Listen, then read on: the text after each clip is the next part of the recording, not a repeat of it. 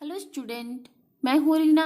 आप देख रहे हैं रीना एकेडमी चैनल। आप सभी का मेरे चैनल पर स्वागत है। मैं अपने आज के सेशन में आपके लिए लाई हूँ कक्षा 8 हिंदी व्याकरण का पार्ट नंबर 22, जिसमें आज हम सभी लोग अलंकार के बारे में पढ़ेंगे। तो स्टूडेंट, आप सभी अंत तक बने रहे हमारे साथ इस वीडियो में। इस वीडियो के अंत तक आपको अलंकार से संबंधित संपूर्ण जानकारियां दी जाएंगी। तो इस तरह से स्टूडेंट, जो अलंकार शब्द है उसका क्या अर्थ होता है इसको जान लेते हैं। तो अलंकार शब्द का अर्थ होता है भूषण, यानी जो भूषित करे या शोभा बढ़ाए उसे अलंकार कहते हैं। या फिर दूसरे शब्दों में अलंकार शब्द का अर्थ होता है आभूषण, गहना या सजावट। तो जिस प्रकार आभूषण या गहने धारण करने से एक स्त्री के सौंदर्य में वृद्धि हो जाती, मतलब उसको सुंदरता बढ़ जाती है, तो उसी प्रकार जो कविता होती है, जो काव्य होता है, उसमें अलंकारों का प्रयोग करने से उस कविता के सौंदर्य में वृद्धि होती है, यानी उस कविता की सुंदरता बढ़ जाती है। इससे कविता को पढ़ने में कविता प्रभावशाली, रुचिकर और चमत्कारी हो जाती है। तो चमत्कारी होने से आशय उन तत्वों के समावेश से है जो कविता को आकर्षक और मनमोहक बनाते हैं। अर्थात चमत्कारी का अर्थ होता है कि कविता को पढ़ने से, उस कविता को जो है पढ़ने से जो पढ़ने वाले होते हैं उनको कविता बहुत ही ज्यादा सुंदर लगती है, आकर्षक करती है और मनमोहक लगती है। उसी को जो है अलंकार कहते हैं। तो इस तरह से इसका परिभाषा होगा, यानी अलंकार की परिभाषा होगी, काव्य के शब्द तथा अर्थ में चमत्कार उत्पन्न करके काव्य की शोभा बढ़ाने वाले तत्वों को अलंकार कहते हैं। अर्थात जो काव्य होता है, उस काव्य का शब्द हो या फिर उस काव्य का जो अर्थ निकलता वो अर्थ हो, तो उसके शब्द या फिर अर्थ में जो चमत्कार उत्पन्न करे या उसकी सुंदरता बढ़ाए, तो उसे ही काव्य की शोभा बढ़ाने वाले तत्वों को ही हम अलंकार कहते हैं। तो जिस प्रकार सुंदर वस्त्रों तथा आभूषणों से मनुष्य के शरीर की शोभा बढ़ती है, यानी हमने आपको पहले ही बता दिया कि जिस प्रकार जो है कि आभूषण पहन के, गहने पहन करके, सुंदर सुंदर वस्त्र पहन करके हमारे शरीर की सुंदरता बढ़ जाती है, उसी प्रकार अलंकार का प्रयोग करने से काव्य यानी कविता का सौंदर्य यानी सुंदरता बढ़ जाती है। अब अलंकार के भेद। तो अलंकार जो है दो प्रकार के होते हैं, शब्द अलंकार और अर्था अलंकार। तो यहाँ पे सबसे पहले हम शब्द अलंकार के बारे में पढ़ेंगे। तो जब शब्दों के द्वारा काव्य के सौंदर्य में वृद्धि या चमत्कार उत्पन्न होता है तो उसे शब्द अलंकार कहते हैं। यानी जब कोई कविता हमारे सामने आती है तो उस कविता को हम पढ़ते हैं, तो उस कविता में जिन शब्दों का प्रयोग हुआ रहता है उन शब्दों के द्वारा ही अगर कविता हमें आकर्षक और मनमोहक लगे तो ऐसे शब्द जो है अलंकारों को हम शब्द अलंकार कहते हैं। तो शब्द अलंकार 3 प्रकार के होते हैं, मतलब 3 प्रकार का यहाँ भेद का वर्णन किया गया है। शब्द अलंकार के 3 प्रकारों को यहाँ बताया गया है, अनुप्रास अलंकार, यमक अलंकार और श्लेष अलंकार। तो सबसे पहले हम अनुप्रास अलंकार को देखते हैं।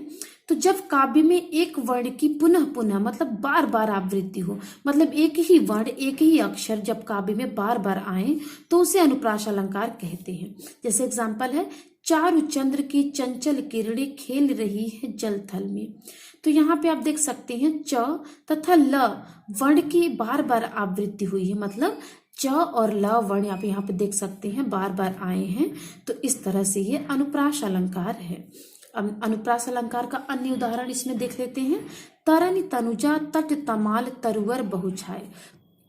तो यहाँ पे जो त अक्षर हैं, वर्ण हैं, ये बार बार आए हैं, तो इस तरह से त वर्ण की आवृत्ति हुई, तो ये अनुप्रास अलंकार का उदाहरण है।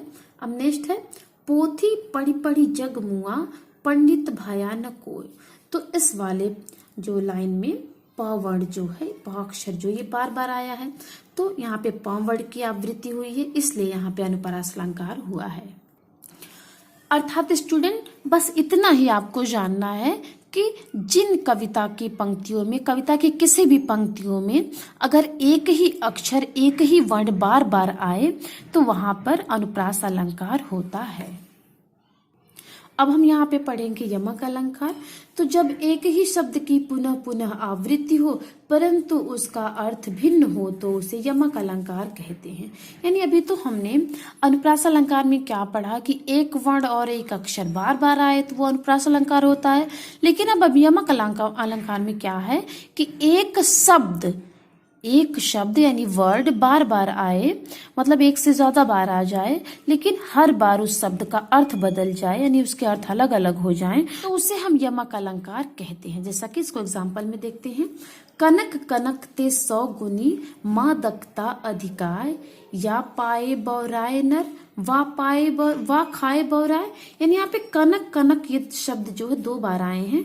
यहाँ पे दोनों शब्द का अर्थ अलग है। एक शब्द का अर्थ है सोना और दूसरे शब्द का अर्थ है धतूरा। यानी इसका अर्थ क्या हो जाएगा कि कनक यानी धतूरा खाने से भी इंसान को नशा आ जाता है, और अगर इंसान के पास बहुत ज्यादा सोना आ जाए तो सोना मतलब स्वर्ण आ जाए तो उसको पाकर भी यानी जो है इंसान को बहुत ज्यादा नशा यानी घमंड हो जाता है। तो इस तरह से यहाँ पे कनक शब्द का 2 बार प्रयोग किया गया है। यहाँ पे जो पहला कनक आया है उसका अर्थ है सोना और दूसरे कनक का अर्थ है धतूरा, अतः यहाँ यमक अलंकार है। यानी एक ही शब्द 2 बार आए हैं और दोनों का अर्थ अलग अलग है। तो यमक अलंकार के अन्य उदाहरण है काली घटा का घमंड घटा। तो यहाँ पे काली घटा का अर्थ है बादल से और घटा का अर्थ है घटने में, यानी काले बादल का जो घमंड था वो घट गया यानी कम हो गया। अब नेक्स्ट है, तो यहाँ पे नेक्स्ट जो एग्जाम्पल यमक अलंकार का है, तो पर बारो उर्वशी सुनिराधि के सुजान, तू मोहन के उर्वशी हवे उर्वशी सुमान। समान तो यहाँ पे उर्वशी उर्वशी, ये जो 2 उर्वशी 3 है, तो यहाँ पे एक उर्वशी शब्द का अर्थ है जो है अप्सरा है, उर्वशी अप्सरा, और यहाँ पे ये दूसरे उर्वशी का अर्थ है हृदय में बसने वाली। ठीक है, तो इस तरह से आपने देखा कि उर्वशी शब्द का अलग अलग अर्थ है। अब आगे इसमें हम श्लेष अलंकार को पढ़ते हैं।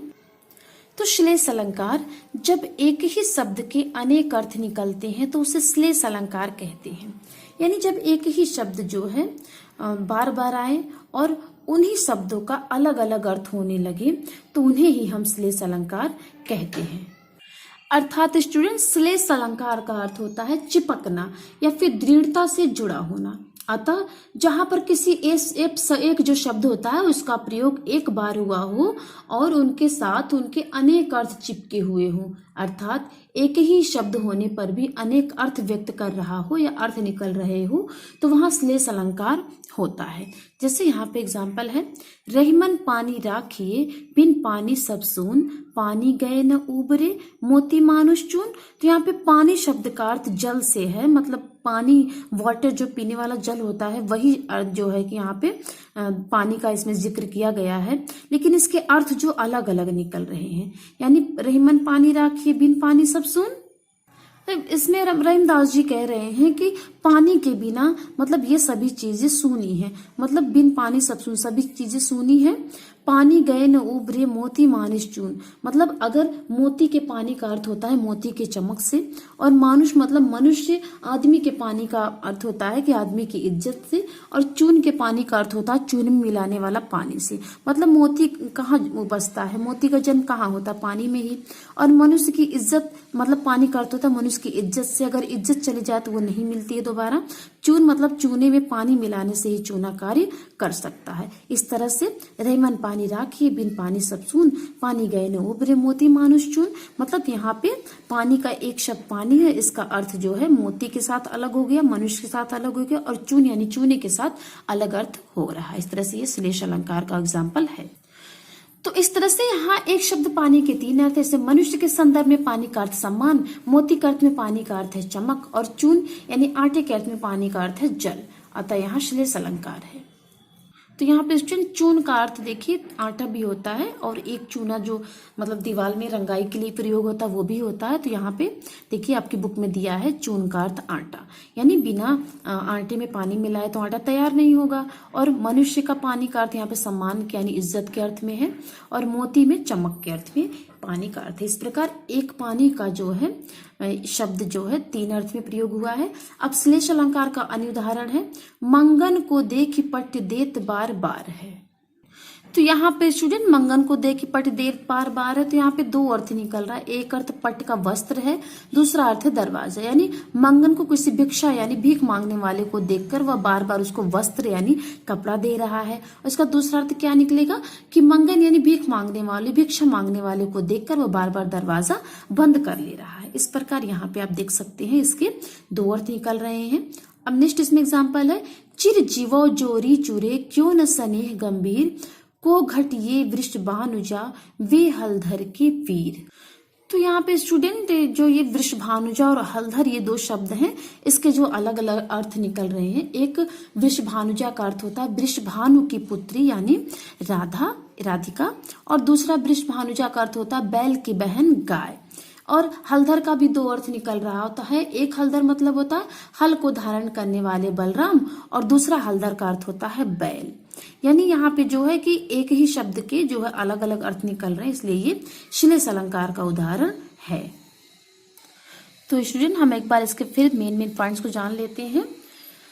अलंकार किसे कहते हैं? तो सबसे पहले अलंकार का अर्थ होता है आभूषण, यानी भूषण जो कि सुंदरता बढ़ाए कविता की, वही अलंकार होता है। तो काव्य के शब्द और अर्थ में चमत्कार उत्पन्न करके, मतलब चमत्कार उत्पन्न करके उसकी शोभा को बढ़ाने वाले तत्वों को अलंकार कहते हैं।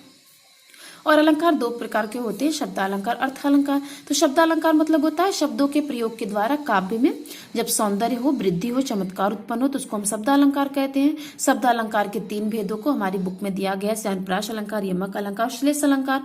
तो बारी बारी से इसको हम जान लेते हैं।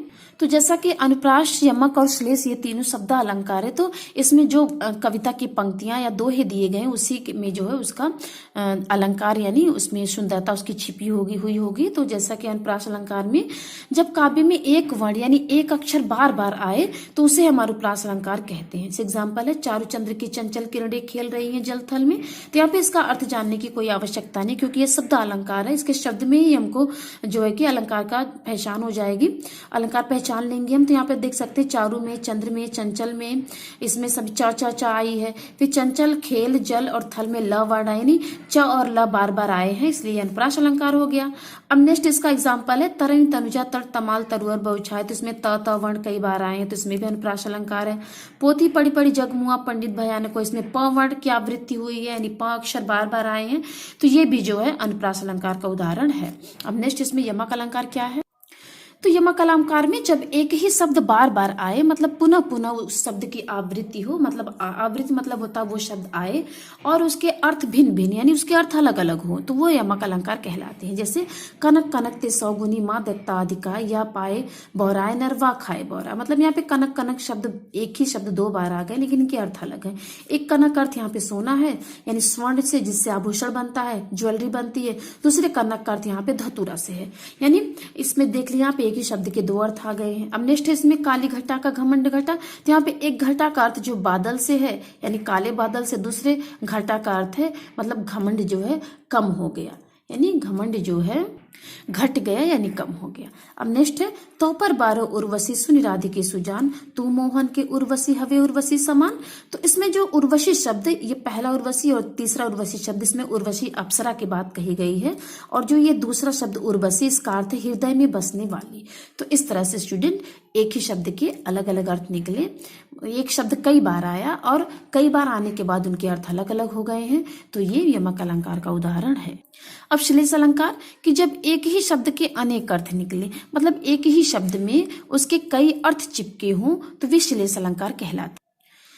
तो इसमें एग्जाम्पल है रहमन पानी राखे बिन पानी सब सुन, पानी गए न उबरे मोती मानुष चुन। मतलब इसमें शब्द एक ही है पानी, लेकिन इसके अर्थ अलग अलग निकल रहे हैं। जैसे पानी का अर्थ अगर हम मोती से लगाते हैं तो इसमें मोती की चमक के बारे में बात की गई है, और पानी का अर्थ अगर मनुष्य के साथ हम जोड़ते हैं तो इसमें मनुष्य की इज्जत या फिर सम्मान की बात कही गई है। और चून, इसमें चून जो है आटा या फिर चूने को समझ लीजिए जिससे रंगाई पुताई होती है। तो इन दोनों में चून आटे में या फिर चूने में अगर जब तक पानी नहीं मिलाएंगे तो वो बेकार है। तो इस तरह से यहाँ पे एक पानी शब्द का अलग अलग अर्थ व्यक्त हुआ है, तो ये श्लेष अलंकार है। तो यहाँ पे नेक्स्ट है एग्जाम्पल श्लेष अलंकार का, मंगन को देख पट देत बार बार। तो यहाँ पे पट शब्द के 2 अर्थ, एक अर्थ दरवाजा, एक अर्थ है वस्त्र। तो यहाँ पे क्या बन जाएगा कि कोई भिक्षा मांगने वाला है, उसको देख करके वो बार बार वस्त्र दान में दे रही है, या फिर इसका दूसरा अर्थ बनेगा कि भिक्षा मांगने वाले को वो बार बार देख के दरवाजा बंद कर ले रही है। अब नेक्स्ट है चिरजीवो जोरी जुरे क्यों न स्नेह गंभीर, को घटिए वृषभानुजा बे हलधर के वीर। तो यहाँ पे जो वृषभानुजा और हलधर शब्द है इसके 2 अर्थ निकल रहे हैं। एक वृषभानुजा का अर्थ होता है वृषभानु की पुत्री राधिका यानी राधा से, और दूसरा अर्थ होता है बैल की बहन यानी बैल की बहन जैसे गाय। और एक हलधर का अर्थ है इसमें, हलधर मतलब हल को धारण करने वाले बलराम, और दूसरा हलधर का अर्थ होता है, मतलब हलधर का अर्थ है इसमें बैल से। तो इस तरह से स्टूडेंट आपने देखा एक ही शब्द के मतलब अलग अलग अर्थ निकल रहे हैं, यानी उसके साथ उसके अलग अलग अर्थ चिपके हुए हैं। तो ये जो है श्लेष अलंकार का उदाहरण है। तो स्टूडेंट उम्मीद करते हैं कि आपको अलंकार और अलंकार के भेद में शब्दालंकार और शब्दालंकार के 3 भेद, अनुप्रास, यमक और श्लेष के बारे में अच्छे समझ में आया होगा। तो आज की वीडियो में बस इतना ही। मिलते हैं आपसे अपने अगले वीडियो में अर्थालंकार और उसके भेदों के साथ। तब तक के लिए धन्यवाद।